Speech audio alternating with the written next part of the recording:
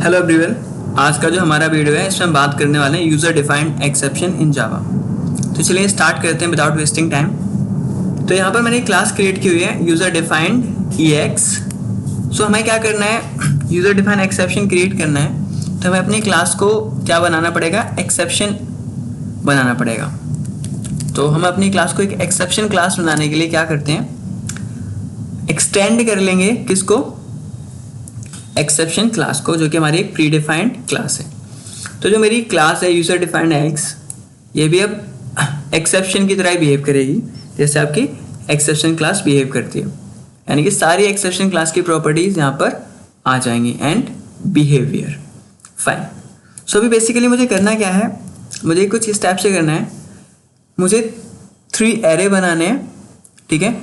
एक में हमारा क्या होगा, यूज़र का नेम, एक एरे में यूज़र का अकाउंट नंबर और एक एरे में यूज़र का बैलेंस। सो कुछ इस टाइप से रहेगा। ये मेरे पास 3 एरेज रहेंगे। ये 3 एरे हैं मेरे पास, जो कि यूज़र का नेम, यूज़र का अकाउंट नंबर एंड यूज़र का बैलेंस स्टोर करते हैं। तो यहाँ पर मैंने 4 अकाउंट नंबर्स लिए हुए हैं और उसी लाइकवाइज 4 नेम्स लिए हुए हैं। तो जो नेम है आपके कुछ इस टाइप से हैं एंड हमारे पास इसी टाइप से 4 बैलेंस भी है।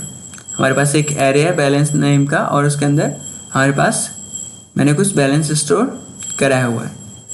तो बेसिकली होगा क्या, यहाँ पर मैं चेक करूँगा कि अगर किसी भी अकाउंट में बैलेंस लेस देन 1000 है, ठीक है, लेस देन 1000 है, तो वहाँ पर मैं एक एक्सेप्शन रेज कर दूँगा कि आपका जो अकाउंट बैलेंस है दैट इज़ लेस देन 1000, ठीक है।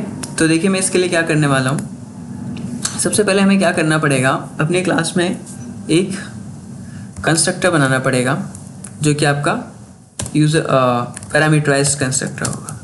क्या होगा, पैरामीटराइज्ड कंस्ट्रक्टर होगा। यहाँ पर स्ट्रिंग str और ये कॉल करेगा किसको, पेरेंट क्लास के कंस्ट्रक्टर को, और उसमें हम क्या पास कर देंगे, ये स्ट्रिंग पास कर देंगे। फाइन। सो अभी बाकी का काम हम मेन मेथड के अंदर करेंगे और जो भी काम करेंगे वो हम ट्राई कैच के अंदर करेंगे। सो ट्राई ब्लॉक में मैं क्या करूँगा, एक ऑब्जेक्ट बनाने वाला हूँ अपनी क्लास का user defined x new user defined x। जैसा कि हमें पता है हमारी क्लास में कैसा कंस्ट्रक्टर है, पैरामीटराइज्ड कंस्ट्रक्टर है। तो हम जो ऑब्जेक्ट बनाएंगे वहाँ पर हमें कोई स्ट्रिंग पास करनी है। क्या पास करना है, स्ट्रिंग पास करनी है। और स्ट्रिंग में मैं क्या पास करूँगा, balance is less than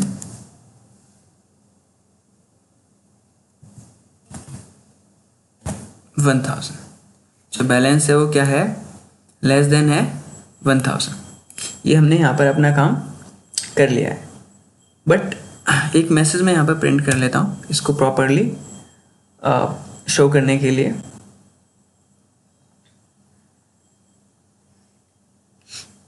okay, सो अभी क्या करना है मुझे, मैं एक मैसेज प्रिंट करता हूँ, system.out.println। यहाँ पर मैसेज क्या है मेरा, कुछ इस टाइप से है, अकाउंट नंबर प्रिंट होगा और एक टैब दे देता हूँ मैं, थोड़ा स्पेस आ जाए। और उसके बाद क्या प्रिंट कराना है मुझे, कस्टमर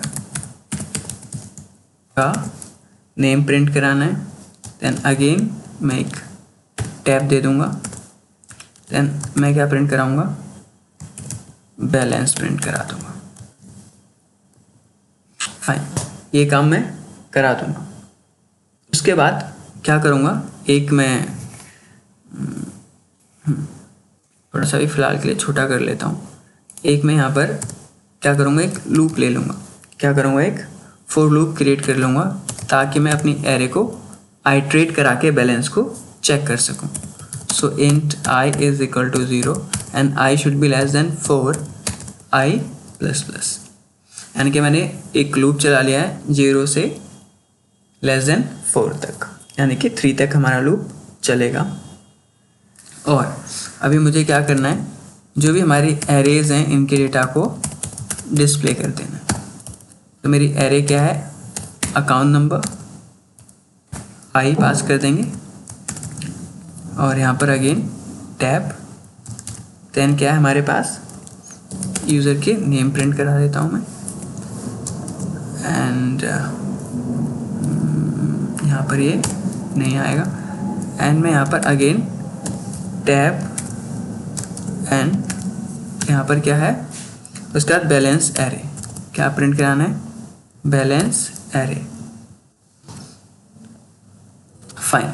सो मैंने क्या किया है, इस लूप के अंदर यूज़र का अकाउंट नंबर, उसका नेम, उसका बैलेंस, तीनों चीज़ें मैंने प्रिंट करा दी। तो अभी नेक्स्ट स्टेप क्या रहेगा मेरा, मैं यहाँ पर इफ़ कंडीशन लगाऊंगा और चेक करूँगा कि जो एरे है अगर उसका बैलेंस लेस देन 1000 है,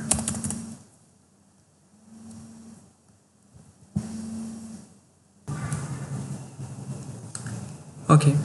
सो जब बैलेंस लेस देन 1000 होगा तो हमें क्या कर देना है, ये जो एक्सेप्शन है ना, ये इसको रेज कर देना है, ठीक है। तो इस कोड को मुझे यहाँ पर एक ब्लॉक में लिख दूंगा, एक्सेप्शन क्या हुआ, रेज हो जाएगा जैसे ही बैलेंस क्या है लेस देन 1000 जाता है। और एक्सेप्शन रेज करने के बाद आपको क्या करना है, उसे थ्रो कर देना है। क्या कर देना, जो एक्सेप्शन यानी कि आपने जो ऑब्जेक्ट बनाया था ये किसका था, आपकी क्लास का, और आपने क्या किया हुआ है, एक्सेप्शन क्लास को एक्सटेंड किया हुआ है। तो आपकी क्लास भी क्या है, एक्सेप्शन क्लास बन गई है, तो हमने क्या किया, उसे थ्रो करा दिया। सो एक्सेप्शन यहाँ पर आपका थ्रो हो गया है। उसके बाद आपको क्या करना है, उसे कैच करना है। तो कैच करने के लिए जिस टाइप का एक्सेप्शन होता है उसी के मैचिंग का हमारा कैच ब्लॉक होना चाहिए। तो EX, सो एक्सेप्शन यहाँ पर कैच हो जाएगा, and EX dot print stack trace. So हमने यहाँ पर क्या किया है, एक्सेप्शन को प्रिंट कर दिया, एक्सेप्शन आपका प्रिंट हो गया। तो चलिए क्या करते हैं, एक बार प्रोग्राम को दोबारा से अंडरस्टैंड कर लेते हैं। यहाँ पर मैंने 3 एरे लिए हुए हैं जो कि आपके स्टैटिक एरे हैं, ठीक है।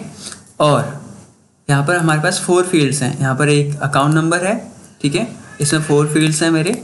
लाइकवाइज एक नेम एरे है, इसमें भी हमारे 4 फील्ड्स हैं। और इसी तरीके से आपका जो बैलेंस एरे है इसमें भी हमारे 4 फील्ड्स हैं। इसका मैंने एक एक्सेप्शन यहाँ पर एक क्या किया, एक पैरामीटराइज कंस्ट्रक्टर बनाया हुआ है। क्यों बनाया हुआ है अभी मैं आपको शो कर दूंगा।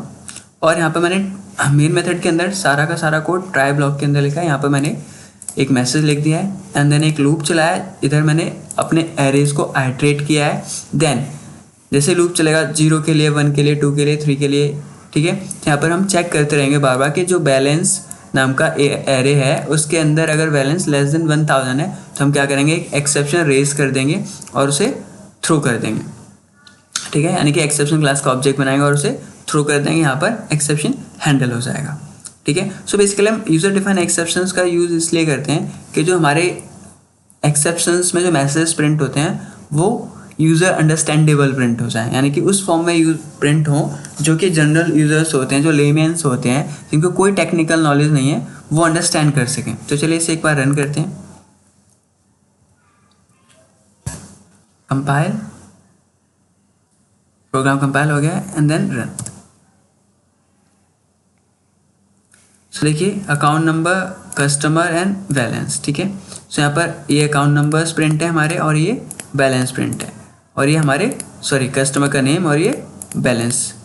तो लाइकवाइज देखिए जैसे ही बैलेंस क्या हुआ, लेस हुआ, क्या हुआ, बैलेंस हमारा क्या हुआ, 999 से लेस था, तो क्या हुआ, एक एक्सेप्शन रेज हो गया। और एक्सेप्शन में जो मैसेज प्रिंट हुआ है वो क्या प्रिंट हुआ है, बैलेंस इज लेस देन 1000। तो यहाँ पे मैंने प्रिंट स्टैक ट्रेस का यूज़ किया हुआ है, ठीक है। अगर मैं इसका यूज़ नहीं करूँगा तो देखिए आपका जो मैसेज है कुछ इस टाइप से प्रिंट होगा, system.out.println, और यहाँ पर क्या कर दीजिए EX, ओके।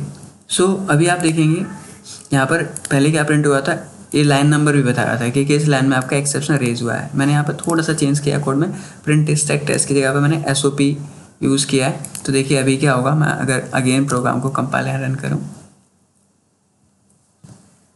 तो देखिए आपका जो एक्सेप्शन प्रिंट हो रहा है वो और जेनरिक और आपका जेनरिक फॉर्म यानी कि जो लेमैन्स होते हैं उनको अंडरस्टैंडेबल फॉर्म में प्रिंट हो रहा है, लाइन नंबर्स भी शो नहीं हो रहे हैं, ठीक है। तो हम यूज़र डिफाइन एक्सेप्शंस का यूज़ इसलिए करते हैं। बेसिकली यहाँ पे मैंने बताया था तो आपका 4 यहाँ पे मैंने ये जो पैरामीटराइज कंस्ट्रक्टर यूज़ किया है किस लिए यूज़ किया है।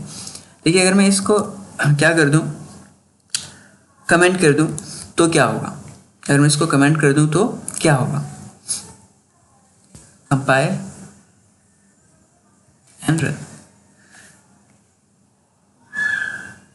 अभी क्या हुआ आप देख रहे हैं, तो देखिए जैसे ही मैंने यहाँ पर सुपर को कमेंट किया है तो आउटपुट आपको कुछ इस टाइप से दिख रहा है। क्या प्रिंट हो रहा है, क्लास का जस्ट नेम प्रिंट हो रहा है, ठीक है। अगर मैं इसको भी कमेंट कर देता हूँ, ठीक है, अगर मैं इसको भी कमेंट कर दूँ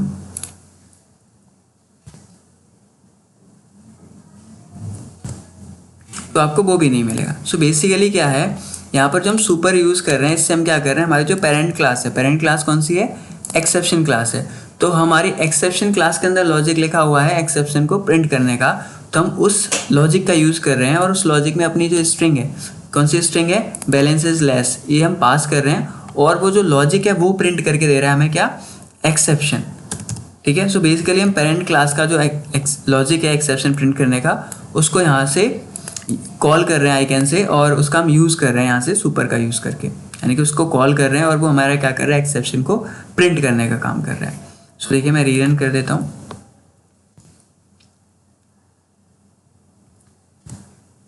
ठीक है। So balance is less than 1000। सो आप समझ रहे होंगे यहाँ पर मैंने पैरामीटराइज कंस्ट्रक्टर का यूज़ क्यों किया है, क्योंकि मुझे पेरेंट क्लास के कंस्ट्रक्टर को कॉल करना था। पेरेंट क्लास कौन सी थी, एक्सेप्शन क्लास, और उस क्लास के कंस्ट्रक्टर के अंदर हमारा लॉजिक लिखा हुआ है एक्सेप्शन प्रिंट का, ठीक है। आई मीन पेरेंट क्लास के कंस्ट्रक्टर को कॉल करने के लिए यहाँ पे मैंने सुपर का यूज़ किया है जिसमें मैंने अपनी स्ट्रिंग पास कर दी है और जो मेरी क्लास है इस क्लास के अंदर लॉजिक लिखा हुआ है एक्सेप्शन प्रिंट करने का, और उस लॉजिक का हमें यूज़ उस लॉजिक को हमें नहीं लिखना पड़ रहा है, उस लॉजिक का हम अब यहाँ पर सुपर का यूज़ करके यूज़ कर पा रहे हैं। इसलिए मैंने यहाँ पर एक पैरामीटराइज कंस्ट्रक्टर बनाया, यानी कि हमें एक्सेप्शन प्रिंट कराने का लॉजिक नहीं लिखना पड़ रहा है, हम पेरेंट क्लास से वो लॉजिक यूज़ कर ले रहे हैं। सो ये था हमारा प्रोग्राम जिसमें कि हमने यूज़र डिफाइन एक्सेप्शन को देखा है कि कैसे हमारा यूज़र डिफाइन एक्सेप्शन हम यूज़ कर सकते हैं। तो आई होप आप लोगों को समझ में आया होगा प्रोग्राम और अच्छा लगा होगा। तो प्लीज़ वीडियो को लाइक कीजिए एंड अगर अभी तक आपने चैनल को सब्सक्राइब नहीं किया है तो चैनल को सब्सक्राइब कर दीजिए सो दैट कि आपको फर्दर अपडेट्स मिलते रहें। इस वीडियो में इतना ही, नेक्स्ट वीडियो मिलते हैं, तब तक के लिए बाय बाय।